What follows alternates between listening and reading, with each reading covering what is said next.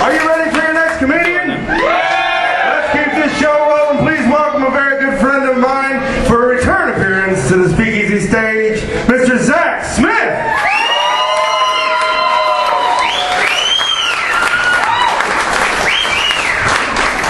What is up, Speakeasy? Let's hear it for Brad Chad Porter, your MC. The only guy, hold on. The only guy to make people more uncomfortable than Jesus. Now we'll clap. Let's hear it for Ben Jackson.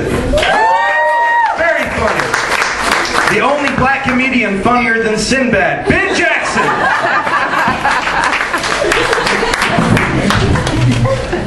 I was helping illegal immigrants cross the border in Arizona the other day.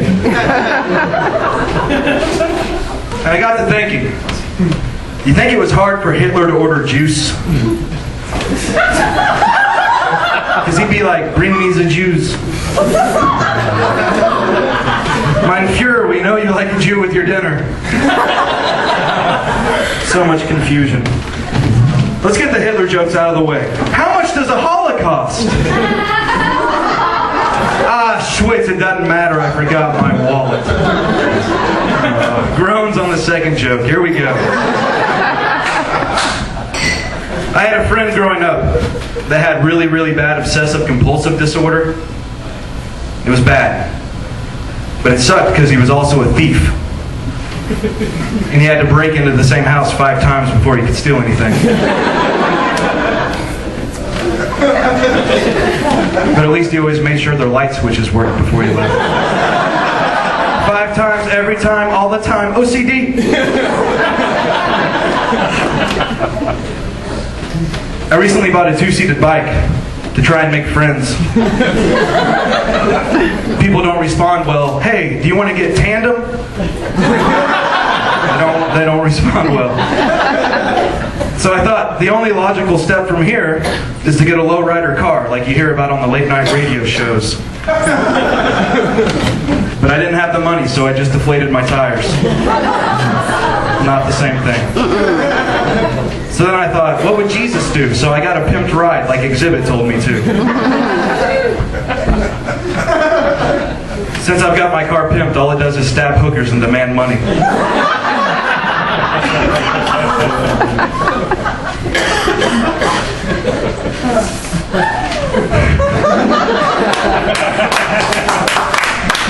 Shut up! I don't come to where you work and clap. In the Bible it said Moses talked to a burning bush. I didn't realize they had chlamydia back then. But that's what you get when you're not begatting and you don't wear protection. It's called begatting. Fuck.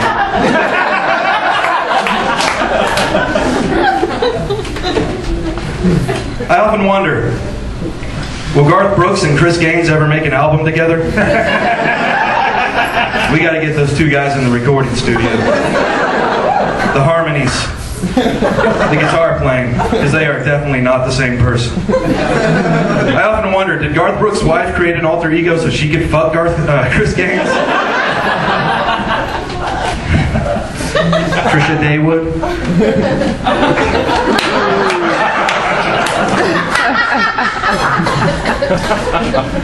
When Mel Gibson gets drunk, he likes to insult the Jews and call people sugar tits. If he ever called me sugar tits, I would be excited. The guy that directed The Man Without a Face thinks that creamy sugar comes out of my nipples. I would tweet that shit. I would twat it all over the internet.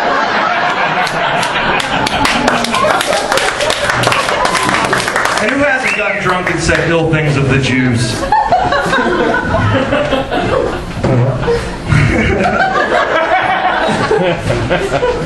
You guys are great. You guys are fantastic.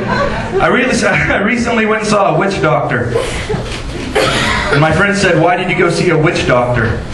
And I said, because I didn't want to see a what, when, where, was doctor. I said was twice because I'm redundant as fuck. And you will remember that joke. I don't know if he's in the crowd. I can't see out there. It's a big blur. But I want to go ahead and say this. Peter Frampton, if you're out there, go fuck yourself. I'm not having it. Not having it. Fuck you, Peter Frampton. Make a guitar talk like a human. I love Jesus.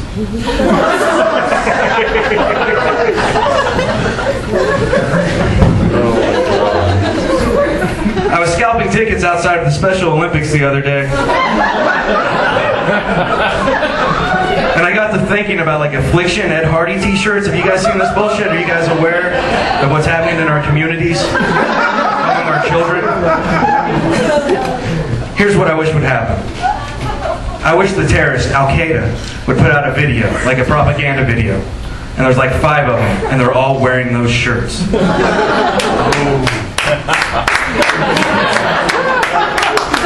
So from here on out, those shirts are completely associated with terrorism. It's like what Hitler did with the Charlie Chaplin mustache. Which, Holocaust aside, what a dick. Taking away an entire type of facial hair. What a guy. Those shirts are like the guy that created Jinkos had a stroke. And that's what he's coming up with now. Which I'm aware that there's one guy sitting in the world wearing Jinkos and an Ed Hardy shirt, and when you look at him, your eyes bleed and your head explodes.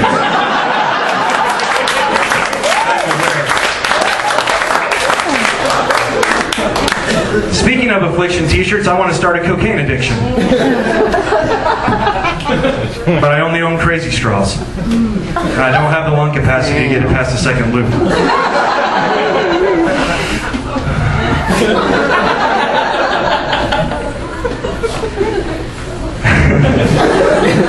When I was a kid, I had a really bad speech impediment where I would switch my P's and my T's, which is why I assume no one wanted ever to see my ship in a bottle. Which is why I assume no one wanted to ever see my ship in a bottle. Let's say it without the slurring, because it's funnier. Walt Disney was a Jew hater. Somebody just woo. Woo, fuck them Jews. Jesus Christ. But it got me thinking. Like, what if other illustrators from our childhood had been racist? Like, what if Dr. Seuss had been racist? What if he'd written, "Oh, the places you'll go" for Mexican people? Would he have called it, "Oh, the places you'll mow"?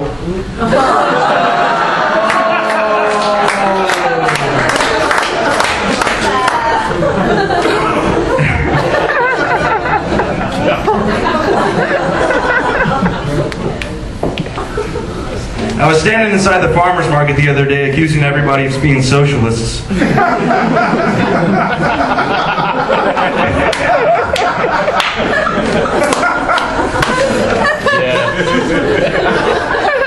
I got to wondering, do you think the video will ever be prosecuted for murdering the radio star? They came out with that protest song in the 80s. I just imagine Dire Straits showing up with overalls and baseball bats, but the drummer uses his drumsticks as a weapon. They got their money for nothing and their chicks for free that day.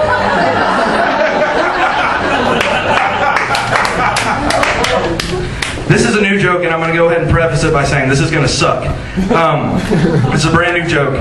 Sometimes I like to go stand next to like a taco stand or a burrito stand, and I'll just stand there for like 30 minutes without moving, so then I can go, "Hey, don't go to his stand, come to my stand. I haven't moved in like 30 minutes.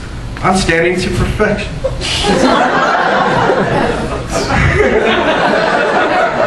I don't care, I was happy to say it. I'm starting to think those Harlem Globetrotter games are fixed. When I was a kid, I had a really bad reading problem. I thought I was walking into a mechanical room, but I walked into a maniacal room. And it was filled with like evil geniuses and Bunsen burners and all types of alliterations.